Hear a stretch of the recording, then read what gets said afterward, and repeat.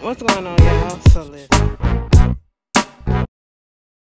What's going on, y'all? So we are back again for another episode of The Real Housewives of Atlanta. This is season 12, episode 20. More love, more problems. Okay.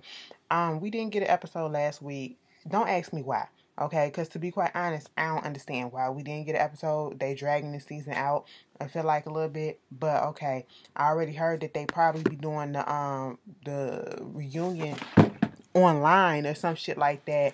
Probably gonna be up in a Zoom chat or some shit. Girl, ain't nobody got time for that. It's gonna lose all type of flavor. You know, it ain't gonna be the same thing. We ain't gonna get the same type of feel or whatever. But I mean, I guess in this time you have to do what you gotta do. So basically, all the girls are back from Greece now. We first get seeing Nene back with Greg, and telling him all about what happened on the trip and how her and Kenya kind of got into it, and she came in there trying to be nice to her because of the whole situation with the marriage stuff going downhill or whatever. But she was like, I wasn't trying to be petty with her. She was trying to be. I really don't dislike the girl. She was trying to be petty with me, so that's the only reason why I be petty with her. I said, girl, y'all truly dislike each other. Then trying to make it seem like it was just the alcohol. It was alcohol and it was true feelings coming out. That's basically what it was, okay? And she even admitted, yeah, I started throwing popcorns and here go Greg, gobble, gobble. I said, you know what? Two petty bitches together, so hey, it is what it is. Now, Greg gonna have Nene back, so I'm not even surprised. The shit was funny to me when he said gobble, gobble. But anyway, like Greg said, if you're trying to reach out and he's talking about something, you try to offer an olive branch, an olive orchard, an olive tree, and all this stuff, but ain't nothing happening. Why keep reaching out? Just go ahead and go about your day. On the one hand, yes, I agree, but on the other hand, has that shit been really genuine? And Nene called it out on Kenya, okay? Kenya don't want nobody saying shit about her marriage and her life or whatever, but you spoken on people's lives and people marriages throughout the whole time you've been on this show. So, and your kids and everything. And Nene stop lying about saying that you didn't call that lady baby a buffalo. It could be taken as that way because you saying what she having a buffalo. Okay, that's what you're trying to say. You trying to imply that the baby is fat and she fat or whatever. You know what I'm saying? Girl, we get it. We get it. And it's double meanings, okay? But anyway, you could try to gloss it up whichever way you want to make it seem like you ain't say that shit, but you said that shit, okay? And we know what that shit meant. But anyway, moving on from now, we get Candy and Todd, all right? Candy and Todd, they're together because at this point, Candy is getting ready to, go to Chicago, so that she can go ahead and film the scenes for The Chi. And, she has to be there for 10 weeks. The baby is coming in 7 weeks. So she's going to be going back and forth, back and forth. And so they got to figure out what that's going to be. He wants her to be there. She wants to be there. She's going to be flying back. And, talking about he not really comfortable with her doing the sex things, but he was like, you're gonna have to suck it up, and what we gonna do, we can't half-ass this shit. We're gonna have to do it good. Don't go in there thinking that you the best or whatever, but you gotta go ahead and do what you gotta do. You know what I'm saying? You gotta make that shit look good, take the pointers and all that stuff. And Candy suggested that they do some little couple counseling or whatever because of the little, tips they've been having here and there before anything gets bigger. And I said, you know what? Surprisingly, he was like, cool. Why not just go ahead and do that? I was like, okay, that's fine. Go ahead. Nene is at her shop, and then Cynthia comes down. Girl, both of them look like they was dressing up in Carol Baskin's goddamn closet. And if you know where that come from, you know where that come from, okay? Carol will be fucking proud, bitch, while she on trial. Anyway, Nene just in her feelings a little bit with Cynthia about the whole thing that happened at the Greek uh in Greece on their last day. And, she was like, listen, girl, it wasn't us finna make fun of y'all. We was just trying to show, make light of the situation, but in a good way, trying to bring everybody together. And then Cynthia went on ahead and did her demonstration of how she would have imitated Nene. And on this process of doing so, we see that Portia pulled up and, now everybody all good. Now, see, I can't get with that. You know what I'm saying? it's just some things that I can't like. If I didn't like, oh no. If you publicly humiliated me, maybe it's just my character. If you publicly humiliated me, baby, we over and we done with, okay? You gonna give me a public apology, and that still don't mean that I'm going to, be cool with you like that. We can be cordial, but we not finna be back on good terms like, oh girl, bitch, what's going on? And I'm talking to you on the phone all the time or whatever. No, we not finna be like that. We gotta have a real ass conversation for me to get anything. Like I just, especially after the insults that was traded. No, but okay, everybody's best of friends. You know what I'm saying? And Portia was telling them about how she's having this event, this charity event with Marsha Dimes, and she was asked to speak on some of the fertility issues and things whatnot that she had experienced when she was pregnant, and so she wants them to come there, and of course they agreed to come. Then we move on to Kenya. She went to go see her lawyer to talk about what's going to happen with this marriage, okay? She filing for divorce. Well, they're separated at this point, and they don't know if they're going to file for divorce, or if they're going to just stay separated and try to work on a relationship. And in that time, she needs to, make sure everything is in order. They don't have a prenup. She's not worried and concerned about the money that she want to get from Mark because, like she said, I'm pretty sure I make more than him. And I have more assets, But she just want to make sure Brooklyn trust is protected. It's being handled by her aunt, and that Mark can't get a hold of it. That's all that she want to know, okay? Because at the end of the day, for her, it all comes down to the little baby Brooklyn. And I said, all right, well, you do what you got to do. Now y'all gonna get a divorce or not? Because till this day, I don't think they divorced. Or I don't know what's going on with them. So we get this scene with Candy and Ty and Baby Ace. Baby, that shit made my heart sad, okay? Because as soon as little Ace started crying, girl, I was sitting here like, I feel for working mothers, working parents or whatever, and their babies are attached to them, and they have to get the dilemma away, should they go ahead and work and, or stay home and spend more time with their kids, and they trying to if they go to work, they sacrificing time for their kids, and if they don't, they're sacrificing their goals and stuff like that. It's just a dilemma. And I'm sorry. Something is in my tooth. I can't get it. But Candy, she was just saying how she feels guilty sometimes or whatever, trying to be this working mother, going out here doing what she got to do because she was in Chicago, and little Ace was just crying about how he wanted his mom, and I mean, when I say crying, them tears was just flowing out. I said he was leaking like a faucet, bitch. I said, wow, that shit really hurt. Like, they didn't even get to stay on the phone that long. That was something. More power to the single parents, especially. More power to the mothers out here. More power to the parents who actually are active in their kids' life. And you do get this type of reaction when you're not there, showing that they still love you and they still want you. And that's men or, daddy or mom. You know what I'm saying? Moving on from that.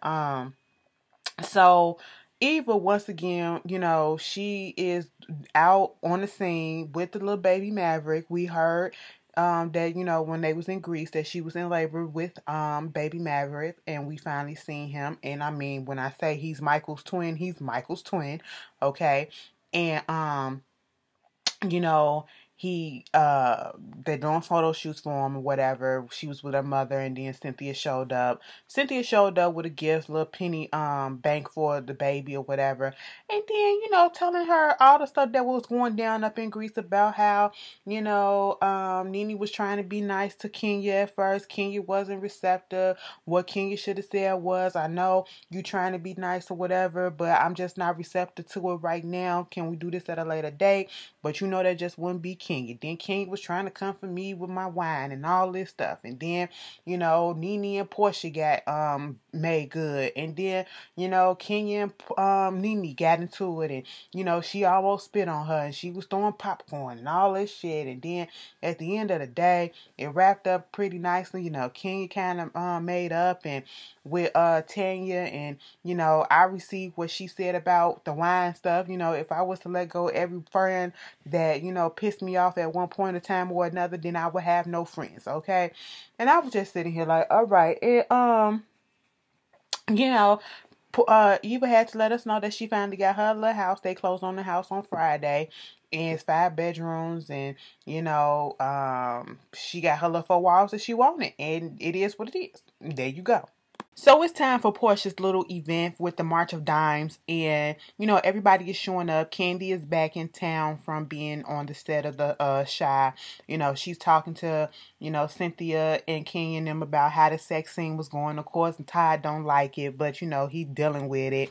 And she was like, it was a lot of flipping, a lot of tossing, a lot of turning, a lot of riding, all this stuff. And then they showed a clip of her that she did like some little home video of her with the boy that played Jake on The Shy and Luke James. Mind you, they had Luke James' face blurred out in the video. And I'm sitting here like, bitch, we know that's Luke James, so what is it? You ain't get clearance from him to put your face up in there? It was weird to me, but okay, legal purposes, we ain't trying to get sued or nothing. But anyway, Nene shows up. And, you got Marlo there, Shamia's there. Eva was supposed to show up, but she couldn't make it. Well, she was going to try, but she couldn't make it. And then, you got all of Portia family and shit. I said, Portia got some beautiful women up in her family. I said, all right. And the friends is coming in and the people from March of Dimes meeting her. And then Nene is over there talking with Portia and Tanya. Okay. The first thing that we hear her say is talking about, girl, listen. So while King was up there talking about you, Tanya, and this cookie lady situation, why is they putting out there on the blogs that King's husband out here having multiple affairs and all this shit? I'm so glad Portia said, now you don't know if that's true just because it's on the blogs or whatever. She was like, I don't know. She said, did they put it out or was it really on the blogs? Because it's the difference. You can put anything on the blog and you don't know if it's true or not, okay? It can be true. It can be false. It can be fabricated. It can be all of that stuff. It can be a little bit exaggerated and all that.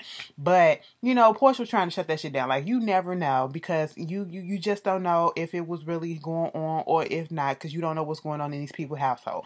That's basically what Portia was saying. And Nene was saying that shit like she was gloating.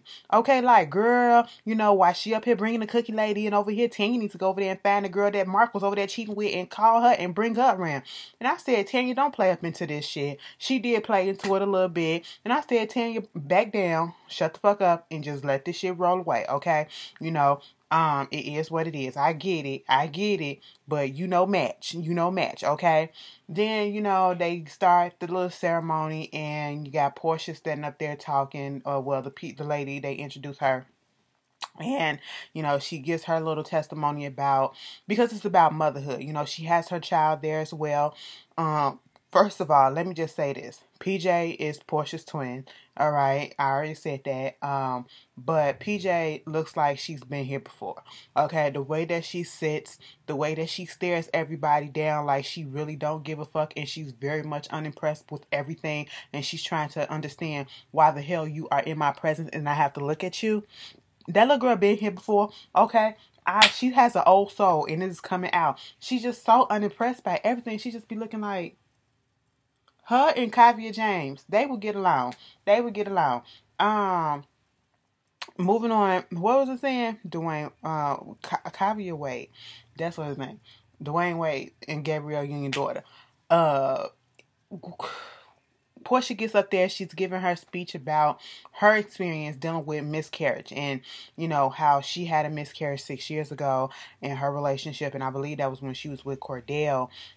She suffered a miscarriage and, she never really told anybody about it. And we have to get to a point where we as women should be able to feel, comfortable enough and not shame or that stigma of shame, or, being embarrassed to speak on certain issues that happens during childbirth or, being a woman as in general. All right. And that's basically what they was putting out there. And she made the forum a safe place where anybody can open up and say their experience. Tanya started talking about the fact that, she got her love later on in life and, just find out that she don't have that many eggs and, her issues and route to whether what now she want to become a mother and things like that.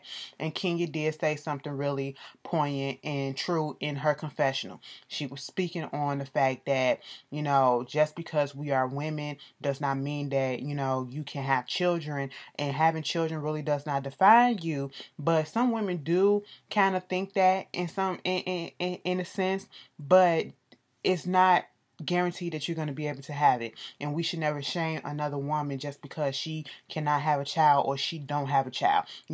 That's fucked up if you do. And I said, you know what, Kenya, bitch, I 100% agree with that. All right. And I said, I'm gonna be quiet and I'm gonna just say I agree with that, okay? Because y'all know I was thinking some shit. But anyway, Marlo gave her experience. Nene said she had a miscarriage herself before. Marlo gave her experience. She was like, she always wanted kids, but she had 16 nieces and nephews, and she always wondered how come God didn't bless her with any kids, and she feels as though, the things that happened to her in her past is what's preventing her from not having kids. And I'm not going to assume, but I'm going to assume maybe it sounded like some sexual assault or abuse was going on in her childhood or her teen years or something like that, probably young adulthood or whatever, that prevented her from having being able to get pregnant. She did say that she was pregnant twice, and both of them ended in an ectopic pregnancy. If you don't know what ectopic pregnancy is, that's when the fetus, the embryo in the baby, whatever, starts growing in the your fallopian tubes, your tubes, okay? It's not growing in the uterus where it's supposed to be at. It's growing in the tubes, and that can be very dangerous because it can rupture and it can kill you, So yeah, she had to deal with that. And, Shamia started talking about another thing. She was getting ready for her C-section, and they supposed to have given her an epidural. Now, I don't know if they was giving her the epidural first, okay? And she was still feeling the pain. And, she was scared because she was still feeling the pain and had to let them know, listen, I'm still feeling this pain. And it's a good thing that they called it before they actually went to the C-section. Because can you imagine, bitch? Can you imagine if, that is one of my biggest fears. One of my biggest fears is if I have to go through surgery and all of a sudden I can't move, but I can still feel everything and have to go through that. That is a fear of mine. I seen that shit happen on some program that I was watching. Oh my God. Okay. And then they get into the whole thing with Shamia was like, when my water broke, I went on ahead and I called Kenya, and I was like, girl, my water broke. Portia looked like, bitch, what? Me and Portia was like, what? Because I was like, since when did Kenya and Shamia get this close? And she and Kenya was like, yeah, her water broke, and she called me, and I was like, girl, what do you need? We was like, at this time, we not even that close like that. Not like, Portia and her are, and I think Portia was at work or doing something like that or whatever, but, she called me, was just like, yes, girl, my water broke, and I was like, whatever you need, I'm there. And I was like, interesting. It just caught you off guard. It really caught you off guard. It was awkward. It was awkward, but it was nice. It was nice at the same time. And, they gave Portia a little painting or whatever that was commissioned for her. And everybody was just getting along and having a good time, in the spirit of motherhood and womanhood and everything. Let me tell you something, girl. That just reminded me, what was the judge that was on TV who sued husband, son-in-law? No, her son, I believe, is suing the hospital because the wife, once she gave birth, I had the C-section, they was not being attentive to her. And this is going along the lines of how African American women are treated during childbirth, and there's more deaths and more problems that happens between African American women during childbirth because, racism. And they get less attention, and the doctors don't really want to hear from them. And this lady literally died because she was bleeding internally, and she kept on telling her doctors something is not right, and they wouldn't, readily go ahead and look at the issue. And she wound up bleeding internally, So yeah, more, like I said again, shouts out to all the mothers out here who, because that shit is dangerous. That shit is dangerous, okay? But that was a nice event. So Kenya is at home with her her Aunt Lisa. Um, this is the lady, the one that she trusts to look after Brooklyn when if anything ever happens to her and she's no longer here. And they're just having this discussion about everything and where she stands with this marriage, what happened with the relationship, and what it comes down to is, to be quite honest, and I want to feel so bad for Kenya in this situation, but I don't, because there were a lot of red flags, and they just keep coming out and coming out and coming out. You know, if a person won't open up to you, and I know some people just don't open up about everything, but the important stuff, they don't open up. You know, they keeping shit away from you, whatever. Their attitude is always fucked up. You're always arguing. You're always doing this. It's not really that much of a happy home. And, you know, they're crossing the line when y'all get into arguments every time. And most of the time, if you're talking, it's all arguments, okay? That's not gonna work for me. Okay, I'm not gonna get married to something like that. You know what I'm saying? And then when she said that whole thing about he wouldn't even allow her to talk to her, see his mother and father. So you mean to tell me y'all been courting this whole time, and then you get married, you have a child, and you have never seen or spoken to his mother or father? Is that what you saying?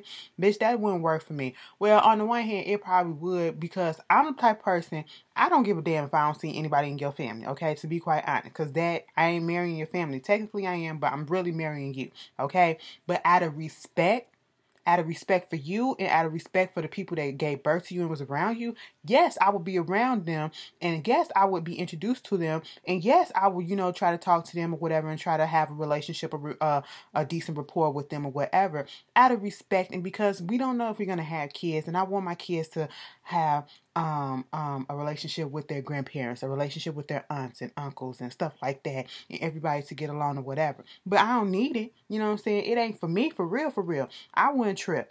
But I would feel some type of way if you say that, no, bitch, you can never meet my mama or my daddy, okay? I'm like, damn, what type of shit is going on? That don't sound right to me, okay? She said she was not allowed to.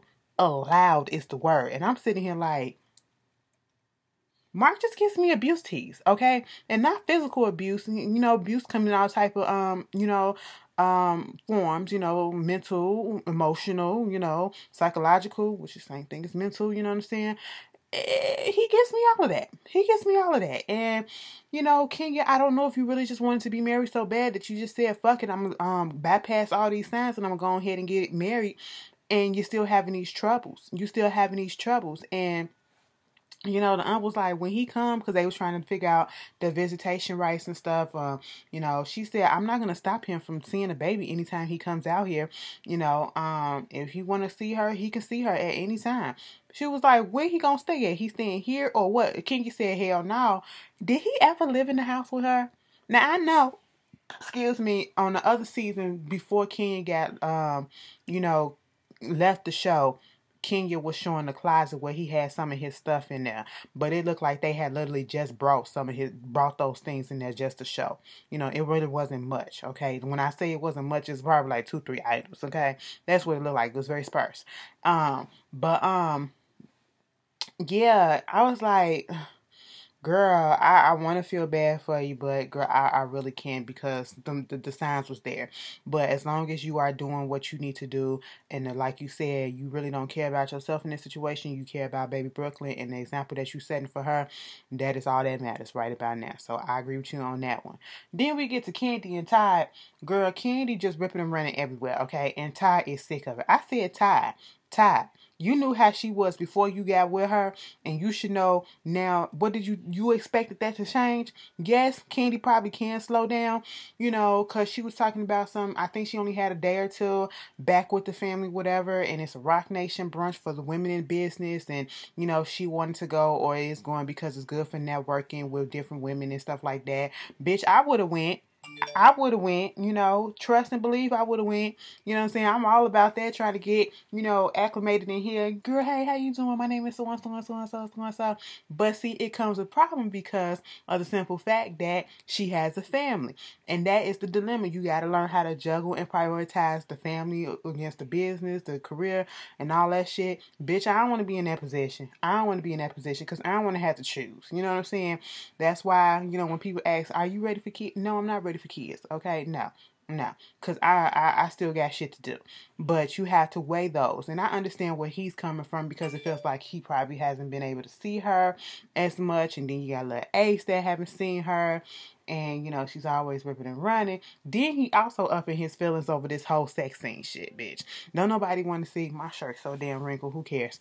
Don't nobody want to see their wife up in no sex scene and doing all this. Looks shorty, okay? But you will look at somebody else's wife/girlfriend in the sex scene, but you don't want to look at your, okay. I know it's a difference, but still, get over it. It's just acting. She ain't cheating or whatever. She making that money. She getting paid for it. Girl, I made her sound like a little prostitute, but she still getting paid for it, okay? So, calm the fuck down. Calm the fuck down. Would you think Candy would have a problem with Ty being in the sex scene? I mean, would we, okay, let me cut it off. Ty just, you know, I don't know what he looking for. I know, like I said, you knew how Candy was before you got with her, but he was, you know, feeling like he had to speedball a lot of things to make it seem like he's not an opportunist because that's what people been saying about him or whatever. And, you know, he supports her activities or whatever. You're going to support mine. She was like, listen, bitch. You want to do a goddamn movie. It ain't my fault that it ain't done yet, okay? He was like, you got a trucking company. Do you think I want to be a trucker or whatever?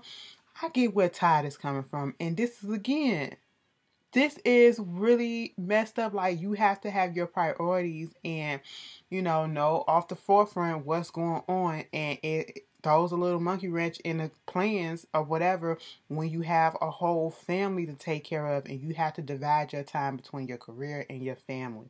And I would not want to have to be put in that position, okay? And she's still talking about a fundraiser, whatever, that she got to go host for Dr. Jackie that she already then committed to. And, you know, they in their feelings and both of them about to cry. Well, she crying, he trying not to cry. I felt so damn bad because these are real fucking issues that be happening in some of y'all relationships or whatever. But anyway, that was Real Housewives of Atlanta, y'all. Love and Hip Hop is tomorrow, okay? I will see y'all later. Y'all tell me how y'all felt. Of course, this was a filler episode, but y'all tell me how y'all felt about it, and I'll see y'all later. How many more episodes we got? If you know, put it down in the comments, all right? Peace.